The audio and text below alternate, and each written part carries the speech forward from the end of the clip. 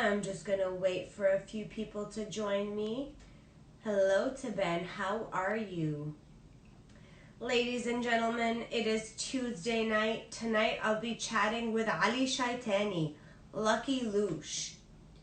I have a few hard questions for him tonight. One of which is why he's so lucky. I want to know what makes this man so lucky. We'll be tackling the topic of cultural conformity. It's going to be a good conversation, guys. I'm excited to have this conversation.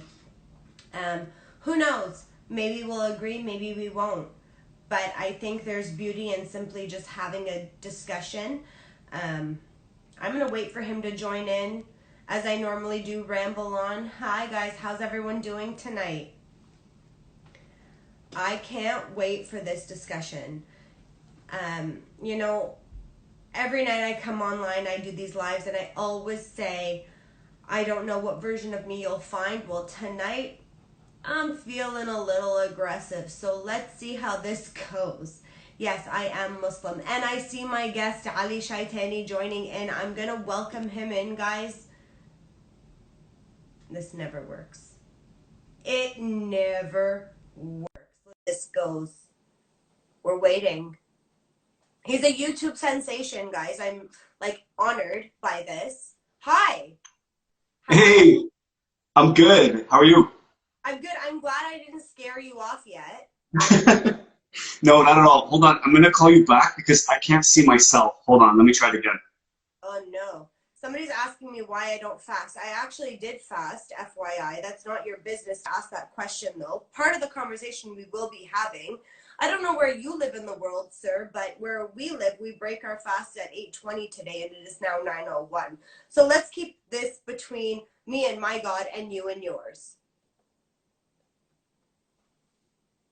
That just had to be said. Can you see yourself, Ali? I can. Just one second. It's frozen though. Hold I on. can see you perfect, and everyone else can see you perfect. Now you're frozen. Now you're buffering. Would the gram work for me? Ever? How embarrassing to sit here with my poop emoji mug all by my lonesome while Ali buffers. I'm gonna X him out and Ali wave. Nope, he's gone. He is gone. This is always the reason my show is called Oh Shit, ladies and gentlemen, is because oh shit, it never wants to work. Lucky Loush. Ya Rab. Please work. Are you enjoying the comedy show, ladies and gentlemen, while I wait for my guest of honor? Yeah, it's not gonna work again. Like mention Allah. This was gonna be a good conversation, folks. Am I gonna have to FaceTime him in? Ali, it says I'm waiting for you. La la la la la la lish. Yalla. Who is Lucky Loush? Well, you're about to find out. If I can find out if this will work. Let's see.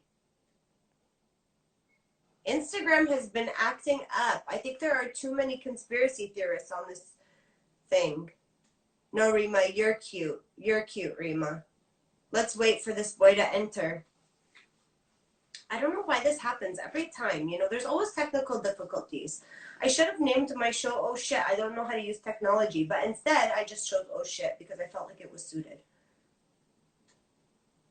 We're going to be patient, friends. We are going to be patient. Tell me, ladies and gentlemen, how is your night going while I wait for Ali? Should I get him on the phone? Do you think he uses his phone? What do YouTube people use for technology? Ali, turn your Wi-Fi off. It's the 5G, bro.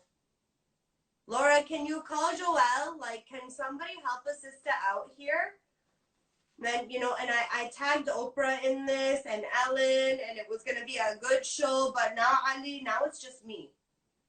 You see? You see what happens when we try to talk about culture? Yeah, it says he's unable to join.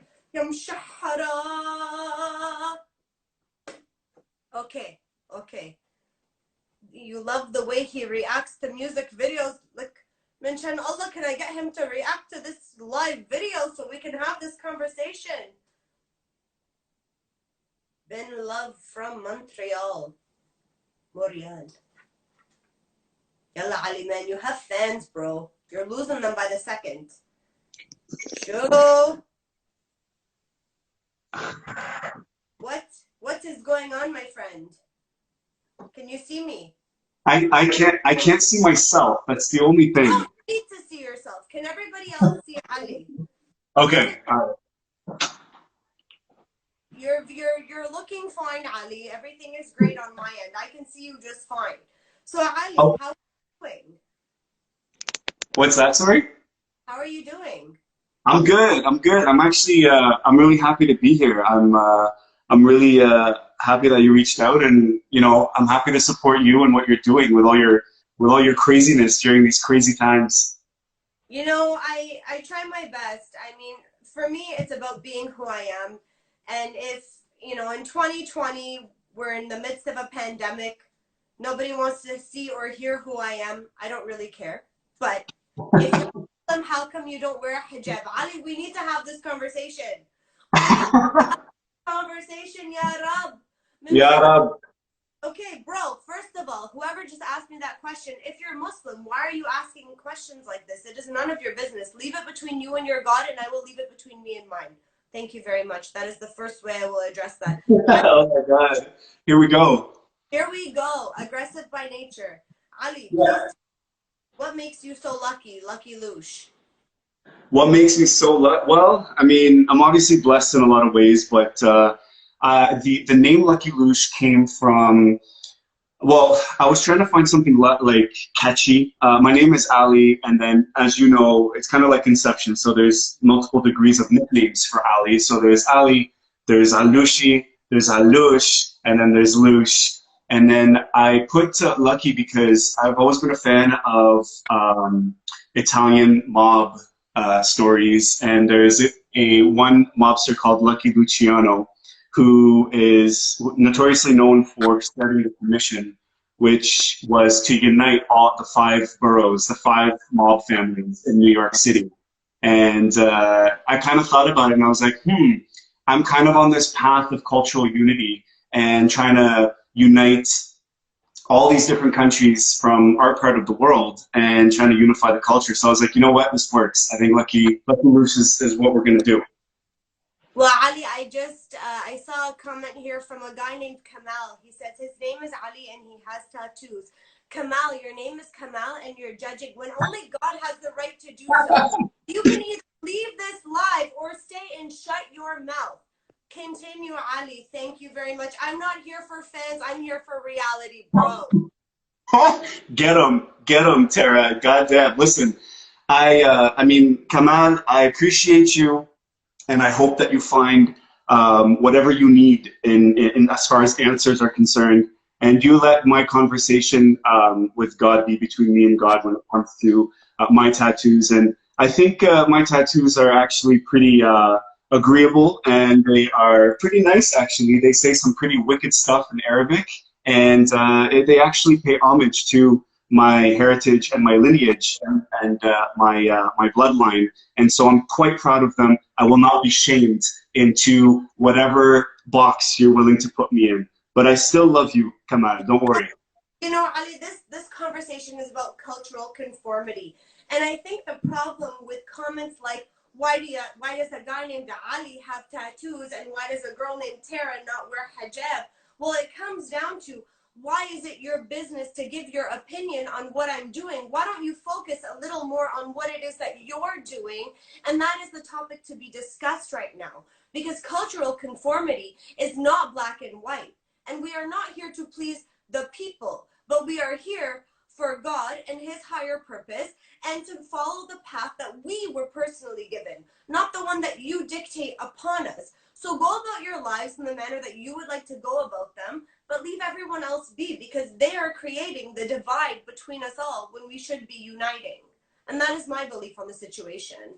Yeah, and I think that, I think that these opinions are formed because, and this is why I empathize with Kamal, and I hope Kamal, he's saying tattoos are haram as though that's going to be. Sorry, Ali, they're not haram, they're makruh. And I highly suggest you look up the difference in definition between the two before you come on here onto a live preaching about things that you do not quite understand.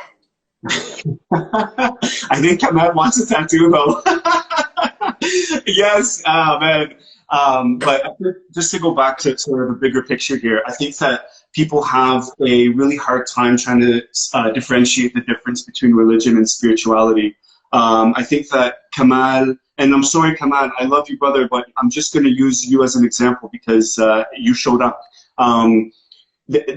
A lot of people need that organization and they need that structure in their lives. And religion answers every single question that you have, but spirituality doesn't. And I'm a very highly spiritual person. And actually, the ink that I have all over my body goes back to my spirituality and who I am and where I'm from. And if my name is Ali and I shouldn't have tattoos, Habibi, you live in a very close box. There's a lot of guys named Ali that are all inked up, and I promise you that they're probably living better lives that God would be happier with than what you're doing with other people. So there's no point of complicating things. I think that when you find peace with yourself, it's very hard for people to make war with you. I just don't understand why we constantly need to debate religion when religion is not a debatable topic. It is a spirituality, like Ali is saying. It is something that is in you, ingrained in you, that you feel within your heart and you believe.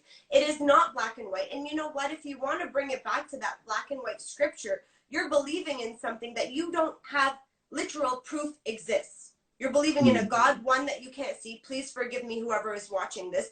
Two, you're believing in books that were written by people that you have never met in your life. You are blindly following a teaching that you know nothing about. And unfortunately, it is the sad reality of things. So if you want to follow black and white, leave that on you.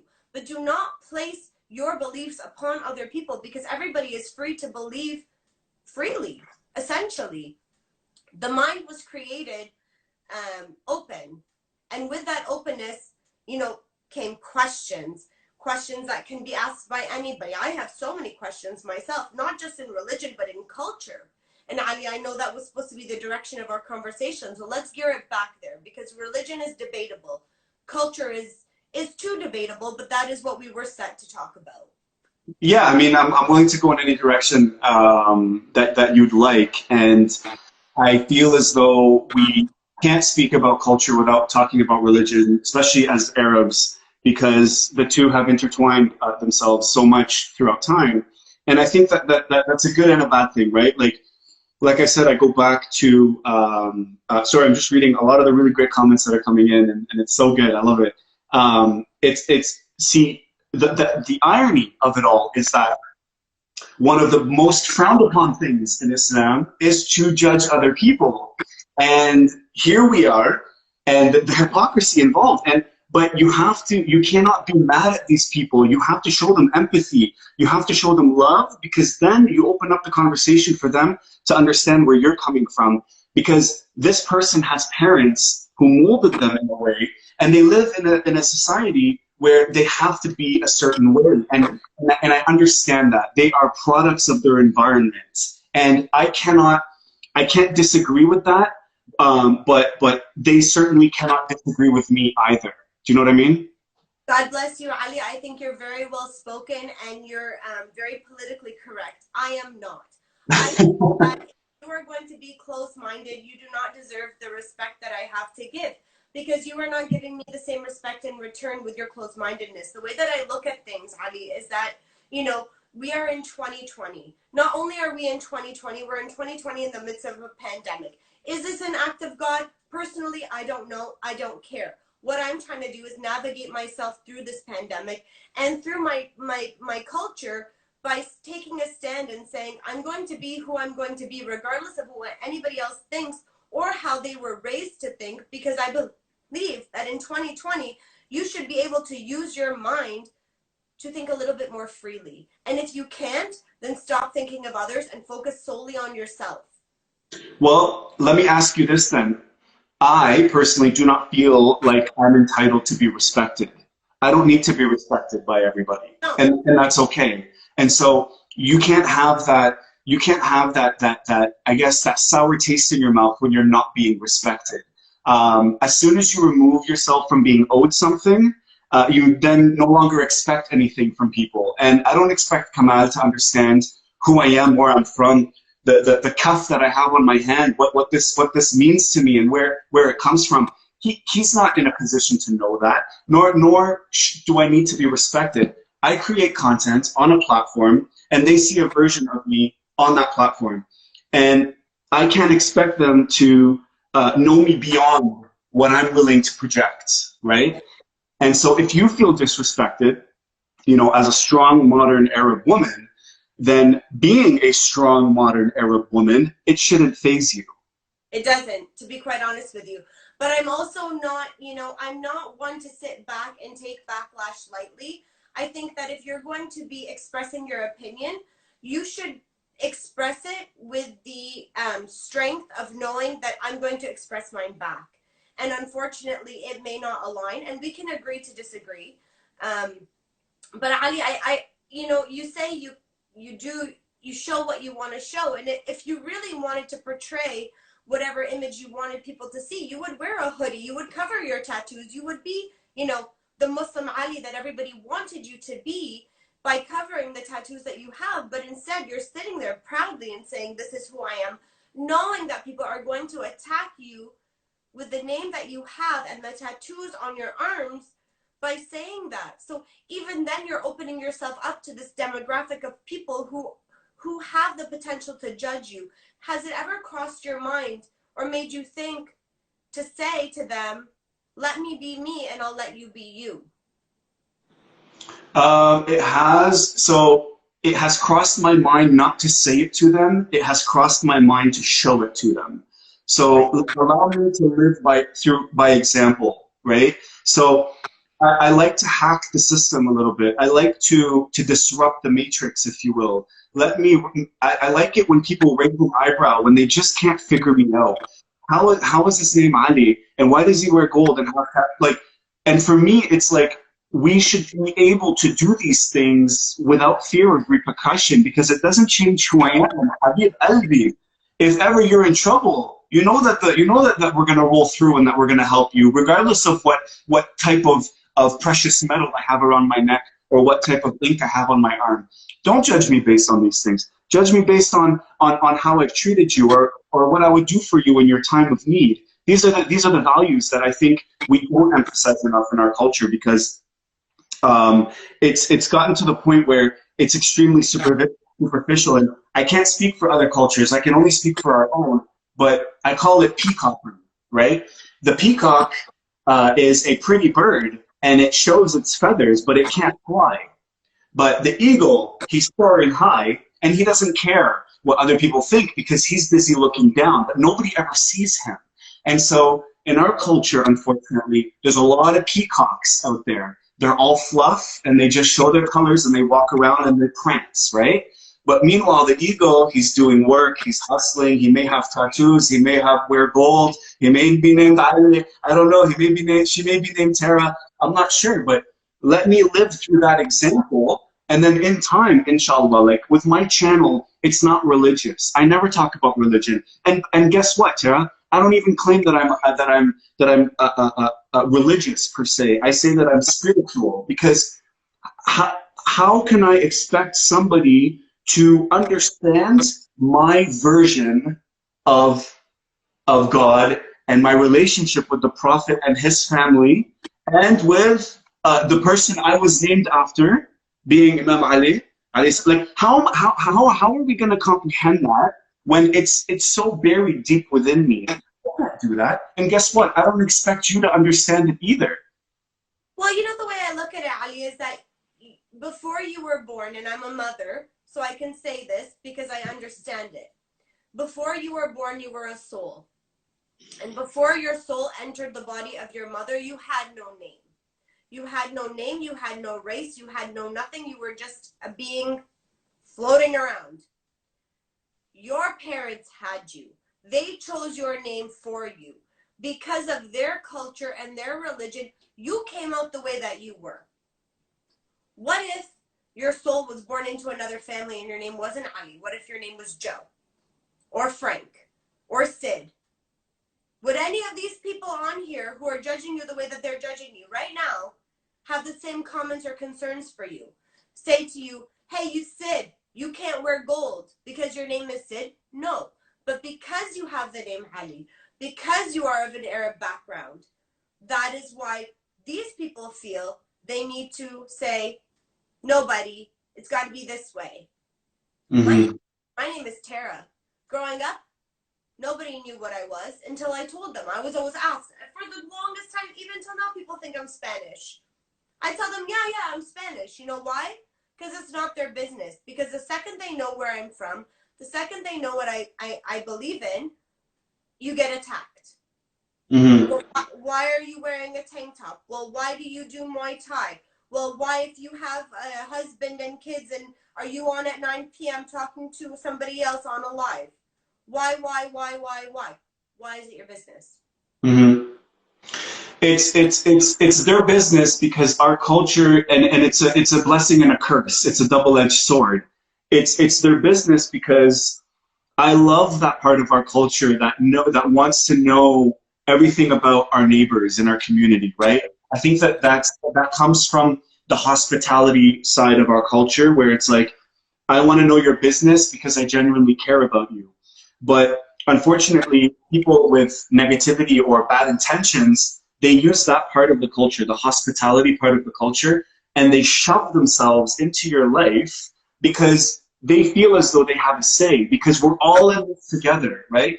That's one thing. And I think that comes, I can't say that it's a Muslim thing, because I think, just thinking about my Christian friends as well, and like in Lebanon, it's a shared trait throughout the Lebanese culture to just know more about your neighbor, or to kind of step into that person's life and to give your opinion, even though it wasn't asked for. And I think that we're stuck in time. I think that a part of the evolution is going to be incredibly uncomfortable. It's going to be met with a lot of resistance, but somebody has to do it. And guess what? We've never had first generation Lebanese people taking on social media, doing what we're doing ever before. This is unprecedented. So there's nothing to compare us to, right? Somebody an author, مثلا, whether it was Khalil Gibran or any Arab forward thinker, any philosopher, he was known as what? Or she was known. They were known as heretics. They were known as rebels. They were known as people. What do you call them? They were innovating. We don't accept innovation. Don't change what we already know and what we already think. Because if you do so, that's haram. And don't create another version of us, even if that version ends up being better. But if you want to talk religion, Habibi, and I know religion, and the Rasul, he even said it. Not that I want to get religious, but to those people, I would say, in the last verse or one of his hadiths, one of the last things he said before he left this world was, I've given you the book, and take it and apply it based on your circumstances, base it on the society in which you live in, and trust in your community leaders, whether it's an imam or it's a marja. It doesn't matter who you follow. These are the people who are going to take the deen and interpret it in a way that makes sense for you. I have my marja, and I emailed him, and he gave me the stamp for me to do what I'm doing. There's nothing that you can say that's going to go above the steps that I took. And so that conversation, I think, needs to be had more openly and in public. And I think that the next thing that we can talk about are taboos, right? Like cultural taboos, and that there's so many topics that are just off limits for some reason. And that's what I'm trying to break down, particularly on YouTube. And people understand, like, yo, Loush doesn't care. If you're going to come after Loush, like, I see it in the comment sections all the time. And it's like, yo, you mind my gold chain? Habibi, my gold chain, it's not just gold. It's white gold, it's yellow gold, and it's rose gold. I got all three. That's how fucking gold it is. So. But here's the thing, Ali, and here's the thing that people need to understand is that they're shaming you for wearing gold. And you can very easily say to them, bro, I'm going to wear whatever I want to wear and do what I want to do and have the tattoos I have and live my life. maybe it'll faze you and maybe it won't. But the problem is that when we go deeper into our culture and we find the people in our culture and in our religion, whether these people on the comments want to admit it or not, who are gay, who are bisexual, who are whatever they are, and these people, Ali, are committing suicide because culture mixed in with religion does not accept them. The people are not accepting them. So they are doing the extreme because they feel like they don't fit in anywhere. And that's why I wanted to title this, Where Do I Fit? For the whole other side of our community that is suffering silently because nobody wants to give them a voice, because people like Ahmed Dori or whatever this guy's name is chime in giving their opinion. Bro, you're the reason some people are hanging themselves right now. You should be ashamed. You should know you have blood on your hands and you are going to hell for that. God forgive me for saying that or passing that judgment on you. But ya mshahara, you have to understand the consequences of your words. And people don't understand the consequences of their words. Yes, people want to know their neighbor because we are a goddamn nosy culture. People want to know their neighbor. People shouldn't have to know their neighbor. They should respect their neighbor. You say you should never expect respect. No, you should always expect respect because you should always be giving respect. And when you're giving respect, it should be granted back. And that is where the line should stay. I don't do things with an expectation in return. And so when I respect somebody, I don't expect it to come back to me. Because I hold myself to my own standard. I don't hold other people to my standard. So I'd like to just I would just make a small change to that in terms of like the way I see it. But I feel as though if we're gonna have these conversations, like if somebody, so I'll give you a perfect example, okay? Somebody just said, and I'm just gonna stay on this topic because I feel like we've been saying it a lot with the gold thing, okay? Whatever. Like it's such a non-issue for me, but you know what? Let's entertain it for a little bit. Yes. The reason is that this person was told that gold is haram for a man to wear. It's not that they went ahead and used their own rationality, logic, and critical thoughts. And it's not like they're using their own human capacity to understand why a man should not be wearing gold. Really, don't worry about it. And I understand why men shouldn't wear gold. It's so that they don't beautify themselves, because only women should beautify themselves to get ready for marriage. Check? So, Anna, like I said, I've said it once in my comment before, I'm already married and she thinks that I'm beautiful. So I'm going to wear gold. And some of them are saying, okay, but now there's health concerns. Habibi, there's nothing that's convinced me that there's a health concern with males wearing gold when it's been happening for thousands of years. Whether you go back to the Persians or in Asia with the Thai culture. So that's my interpretation of it, and then I move on with my life, and that's it, you know? I see this guy, and honestly, I'm sorry, Ali, I have to go back to him. He is like, what did he say? I'm not speaking out of my own choice. I'm speaking from the Deen perspective, Tara. Listen, bro, let me tell you something. Let me break it down to you real quick. Deen perspective, when read by different eyes, will always be a different perspective. Plain and simple. Yeah. I can read the same sentence and he will perceive it one way and I will perceive it another. And that is our God-given mind. God gave us each a mind. If you want to read the literal, by all means, I bless you and I respect you to read the literal and follow the literal. But do not expect other people to not follow literally because they have analytical minds. Mm-hmm.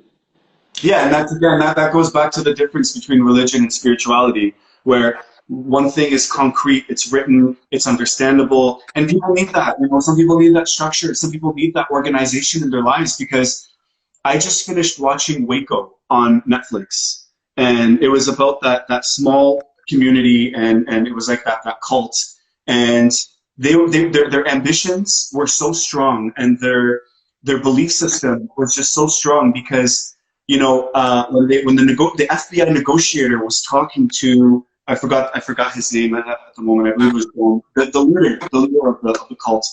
The guy said, well, he's like, well, how do you explain the world around you, right? Wasn't there, if you believe in the Big Bang, there was an atom and another atom or a neutron or a proton, and they slammed into each other. And then he's like, well, who created those atoms, right?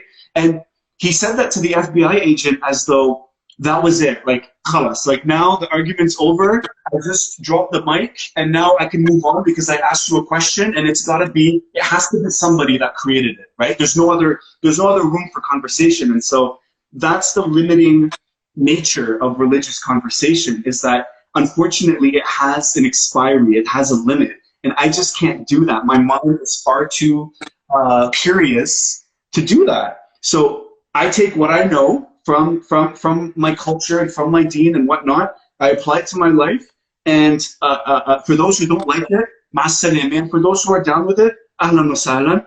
And that's why on my channel, I don't want to get into it, because it's not going to help the culture move forward. It's just going to stop it, because it's such an individual aspect that you cannot apply to the macro, like to the masses. Well, I think the problem is, Ali, is that culture and religion are all too often intertwined when they should not be. And we need to find, you know, when I married my husband, and he is from a very Lebanese community of, you know, they only marry from their specific village, and when I came in, I was known as like, he married somebody outside the community. Mish best, she's outside. Mish minna, not just mish minna, she's not even full Lebanese. Ya salam. Ya salam. And she wears tank tops. Unacceptable. Haram. Here's the problem with that mentality, is that these are two different ideologies. Religion does not dictate this. Culture dictates this. If we cannot separate the two, we will never have a proper understanding of one another, of human beings in general.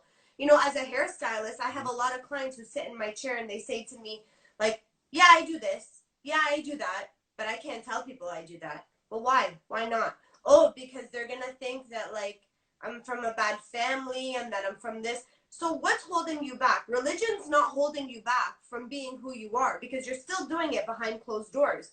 The people are holding you back. Mm-hmm. And if it's the people holding you back from doing what you're doing, then that is a cultural restraint, not a religious restraint. If we genuinely want to respect religion or disrespect it openly, you're doing it anyways. Mm-hmm. To all the Muslim brothers and sisters that I know that drink, and there are many, believe me, this Ahmed dude, just to inform you, there are many.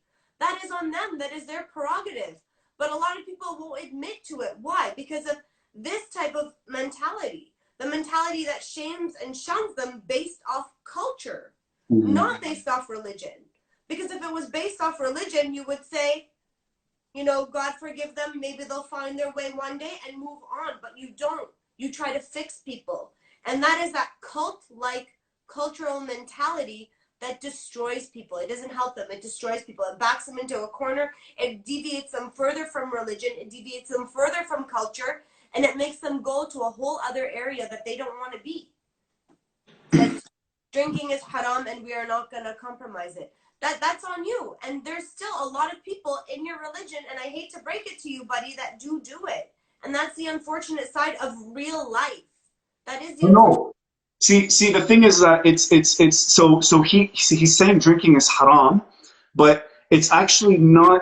It's not the drinking in itself that's haram. It's the if you are altering your state of mind in any way, right? That's what's haram. So the buzz that you get from a cigarette, the nicotine rush, Habibi Kamal, if you've ever had a smoke, I'll see you in hell, my brother.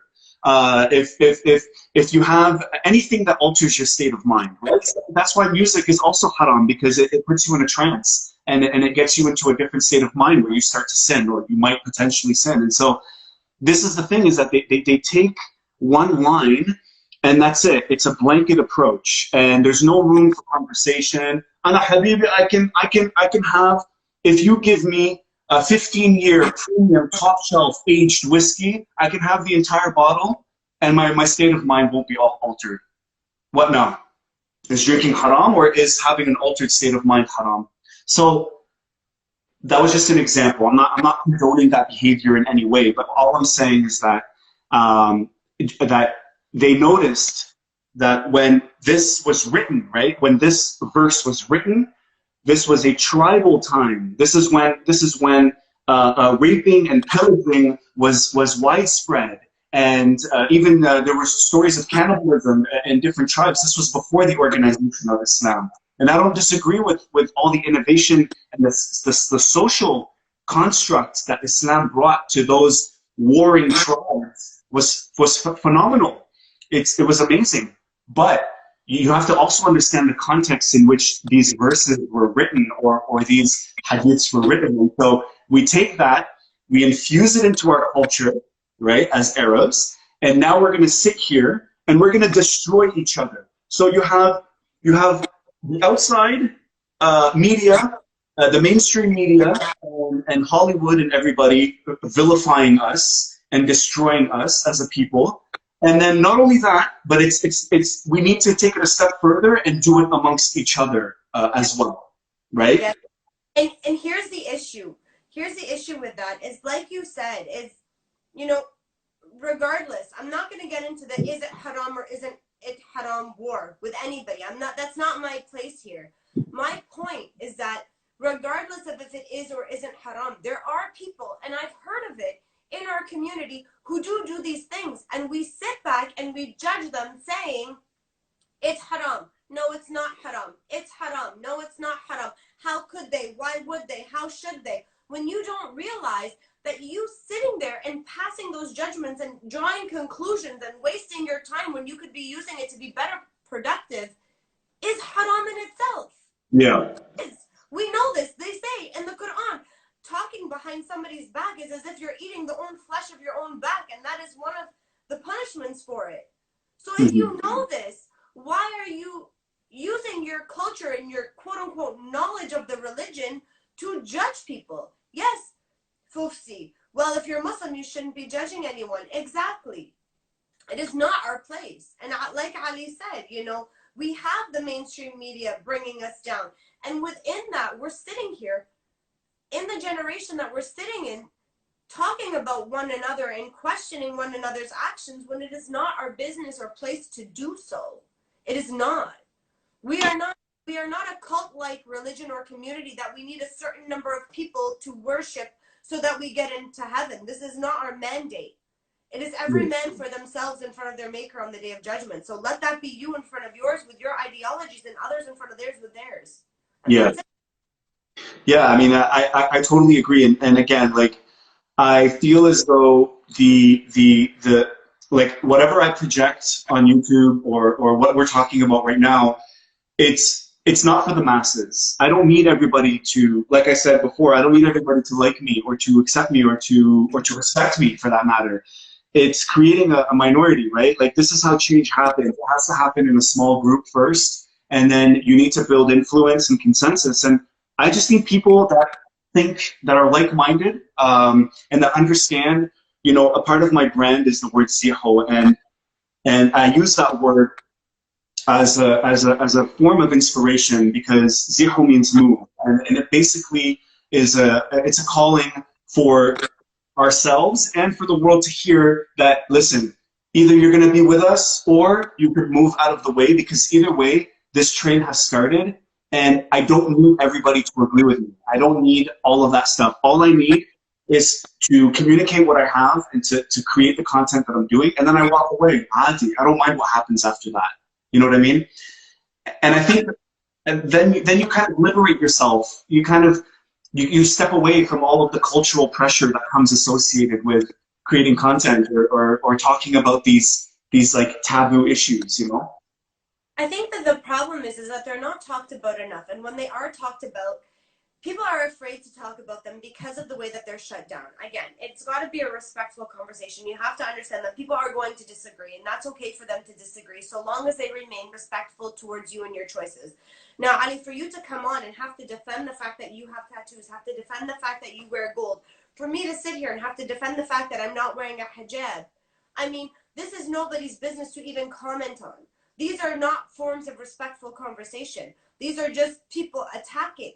And I think that what is misunderstood throughout this whole thing is that we're trying to break barriers, not build them. And if you want to keep those barriers high, by all means do so on another platform. But that's not the main goal of this conversation. The goal is to bring certain issues to light so that we can say, hey, my name's Ali, I wear gold, I have tattoos, and guess what? I'm still a believing Muslim. And that is okay. And that is Yeah, and okay. above all, I'm a good person, I think, is the most important thing. I think some of the most amazing people in my life are non-Muslims and maybe even not like non-Arabs as well, not even a part of the culture. And I think that that's how we break down the barriers, is when we learn how to be members of this world and not just members of our culture. Um, that's how you innovate and you become future proof. I think that's how our culture not only survives and lasts and gets stronger, but actually innovates into something better. And listen, like it or not, we're the future. And my son and your kids, they're the future. And they're going to live in a world that we're creating right now. And our parents took it upon themselves to look for a better life, for a better future, so that maybe we can have these conversations. Because my parents were extremely moderate. They were super innovative, and they really exposed me to everything this amazing country has to offer. And I'm Canadian, just like the person next to me, you know, and I love it so much, and I'm so proud of being Canadian. But never will that mean me forgetting where I'm from, and that's a big part of who I am also. Yes, I agree with you. And I have to bring it back. I know he's very popular to FuzzyTube, who throughout his YouTube history hit rock bottom, went through depression because of how heavily attacked he was on the nature of, on his on the choices that he had made for himself. And he actually like denounced his culture, denounced his religion at a point, and then found his way slowly back to it. But it wasn't him and his beliefs who pushed him away. It was the people. And that's the problem, is that we have to understand that we are the people that can promote change. We are the people that can bring each other back to where we feel like we need to be, but it can't happen in a form of attack. It has to happen in a respectful manner. You have to know how to unite one another together instead of pushing each other apart. And by saying to somebody, Ali, you wear gold, you can't be Muslim, is basically saying, get out of here, bro. Mm-hmm. We don't want you. You can't do Yeah. that to someone. You have no right. You have no business. And it's wrong. But so two things. Number one, you can't say to me to leave because I don't want to be a part of it to begin with. So you're assuming that I want to be a part of your gang when my whole point is that I can be a part of it and still be myself, which means doing things that you may not agree with, which is when I mentioned earlier, hacking or disrupting. That's how you disrupt. That's how you create change, is when you break down something, kind of like working out, right? You got to break down the muscle so that something new can arrive. And that's what I'm trying to do. We got to start from scratch. And it's like, wait a minute. So a lot of my YouTube videos were like, how is this guy like totally on my wavelength and talking about the things that I'm about and prioritizing what I love and what I cherish, but why does he look like that? He doesn't fit the mold. And that's the conversation that I need people to have with themselves, because then you start to open up your perspective, you start to open up your thought pattern and basically what you're willing to accept. And the thing about FuzzyTube that you mentioned was that FuzzyTube started a false narrative. FuzzyTube started a lie. He got popular off of something he didn't believe in, and then he wanted people to love him for who he was afterwards. That's the problem.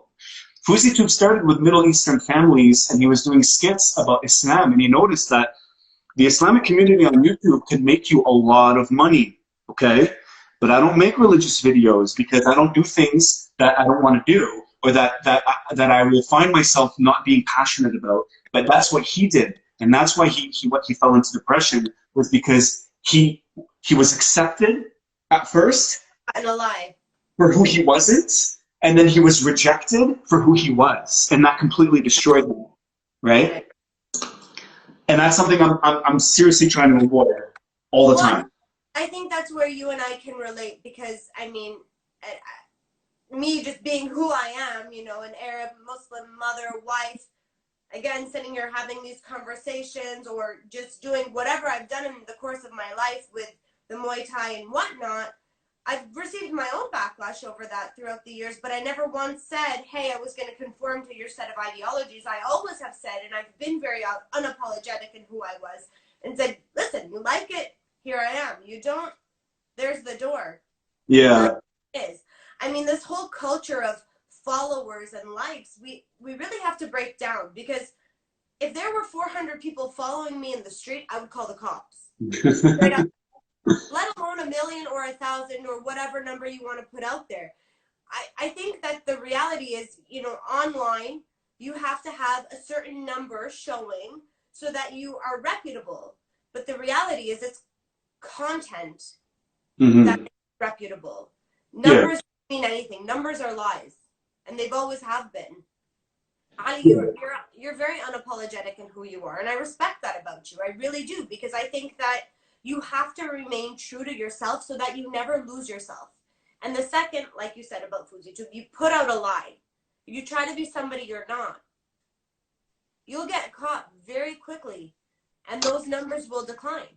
Yeah, and it's also something that you can't sustain. Like there's a blitz mentality, there's a sprint mentality, and then there's a marathon mentality. So it's like a lot of people on social media are running sprints. They just want it. They want that short term attention, and they only have the stamina to do it for so long because it's not truly who they are. You can be yourself forever. And so, but that's incredibly hard to do on social media because not everybody wants you to be who you are, right? You need to become a caricature of yourself. You need to become a version of yourself that people enjoy. And then you start to confuse the real you versus the caricature version of you. And that's the marathon mentality. What I'm doing on YouTube, I have some videos that are at 900,000 views. I have some videos that are at 900 views. But I can tell you one thing: in every single video that I create, it's 1,000% Lucky Loush, and it's me. And that allows me to sleep at night. And I think that that's the most important thing, because I'm running a marathon here. I'm building something for the long term. Whereas most people on social media, I get a lot of people asking me, they're like, "Oh, did you get your blue check mark yet? Did you get verified on YouTube? Did you get," and it's like, I really couldn't care less about those things, because those things are just trophies, they're accolades. Like, those are just optics. That makes you feel good for a short amount of time, and then you move on, right? But then what happens is people, they start defining themselves by the blue check mark. They start defining themselves by their followers. And then you start to lose who you really were, which is why a lot of these people are actually not happy. They're not, because it's kind of like making a deal with the devil. You know what I mean? There's always a trade-off. There is, and I agree. I think it's a falsified reality of what you want people to think, of who you want people to think that you are. It doesn't matter. It doesn't change anything. You know what? My pictures are not Instagrammable, but I post them anyways.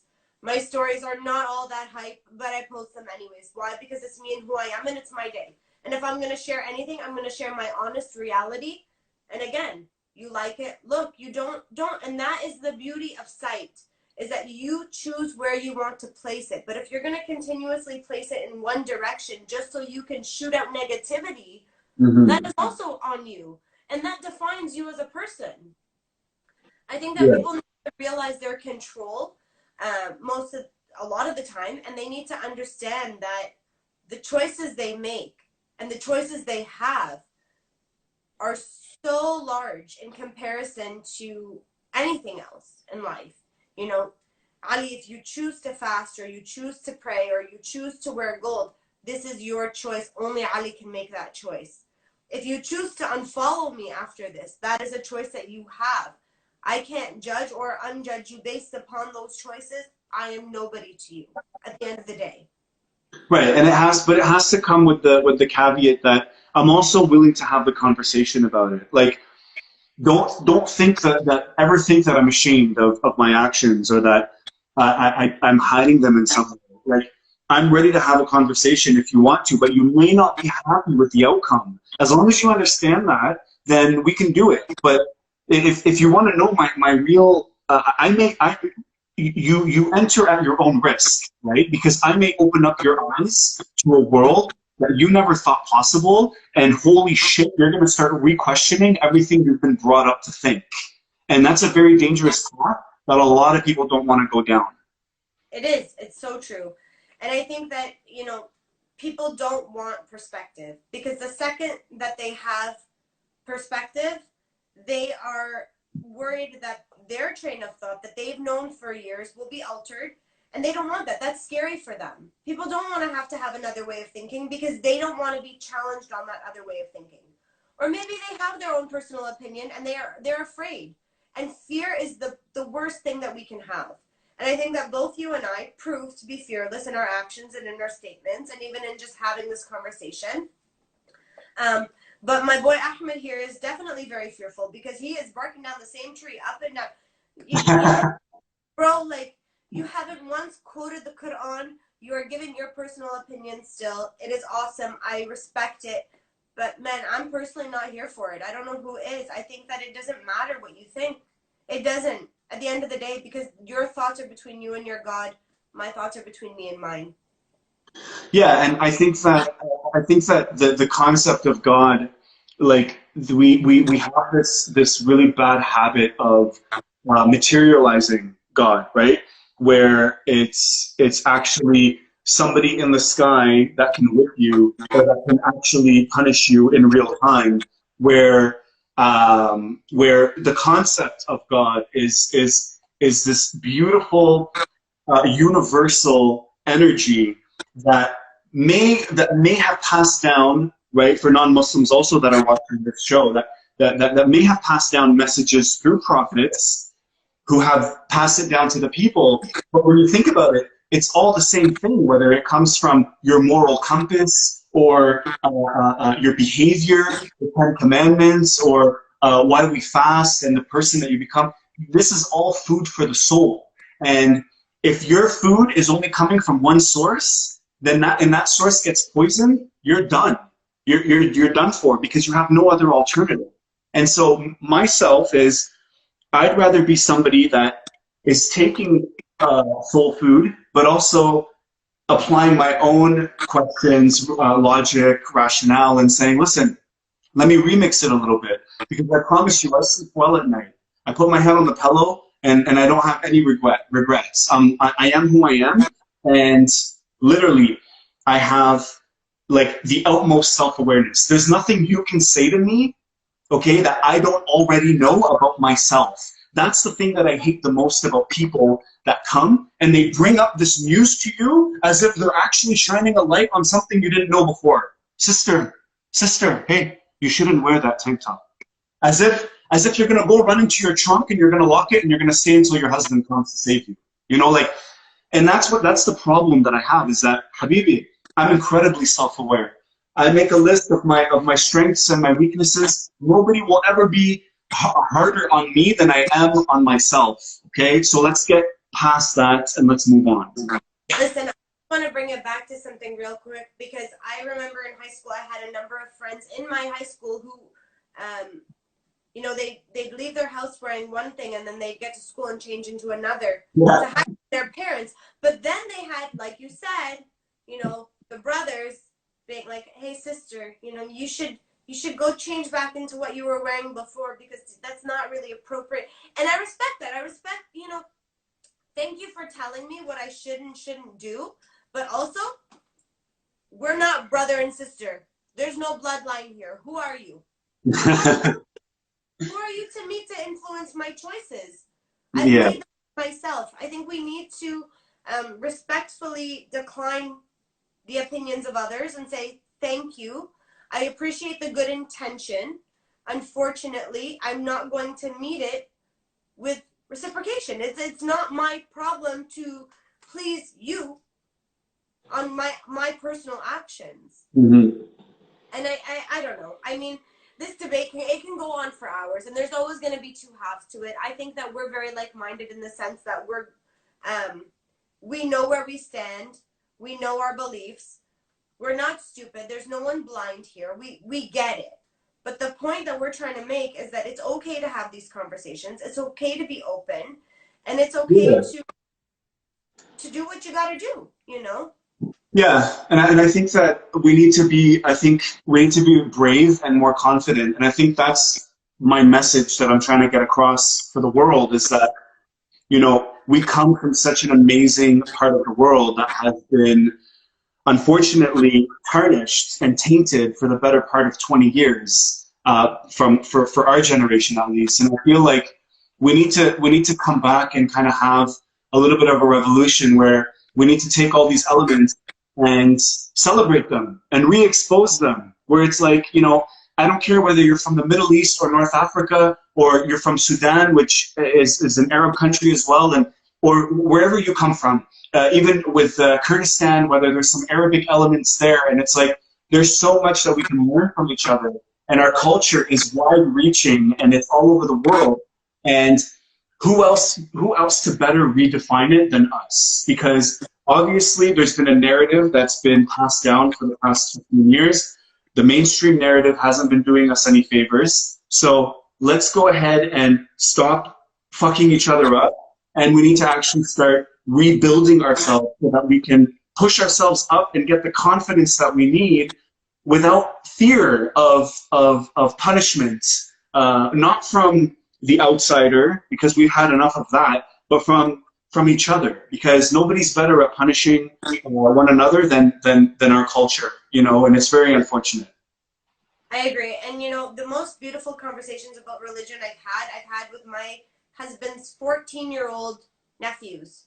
And that is the best age category to discuss this with, because they are so untainted. And Yeah.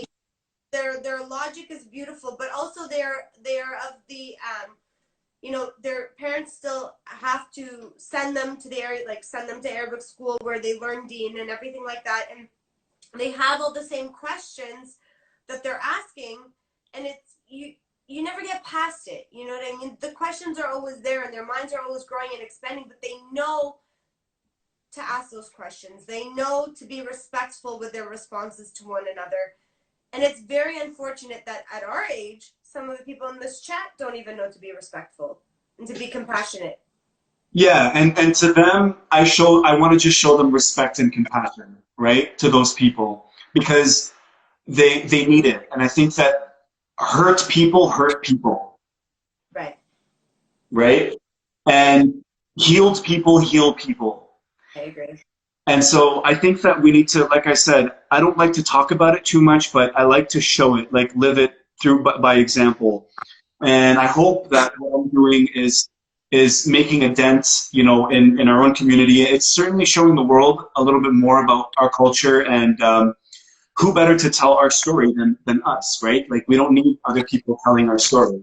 And I think that's really important. I agree. Ali, it's telling me I have 1 minute and 45 seconds remaining. Give me your best shot. What do you got? Nothing. I absolutely loved this conversation. I appreciate you and your hustle. You are a strong, modern Arab woman, and Patik fouq rasi, I put you over my head, and I love everything, and I can't wait to come back. Everybody, thank you for watching and for the comment section. I love you guys. It's Ziho Gang, Lucky Loush on YouTube, and yeah, that's it. We're family and we're culture, and that's all we need. Thank you so much, Ali. I appreciated every word. To everyone in here that disagreed with us, I respect you guys still. I'm aggressive by nature, so I apologize. My bark is worse than my bite. So take care. Have a good night, Ali. We'll see you soon. Bye. Thank you, Tara. Bye. Guys, super quick, that was awesome. Tomorrow night, I have Najla coming back to tell us about what she's doing with the beauty industry and how she is helping women with much more than just beauty. I love you all. Have a good night. Oh, shit. Fuck the haters. Bye.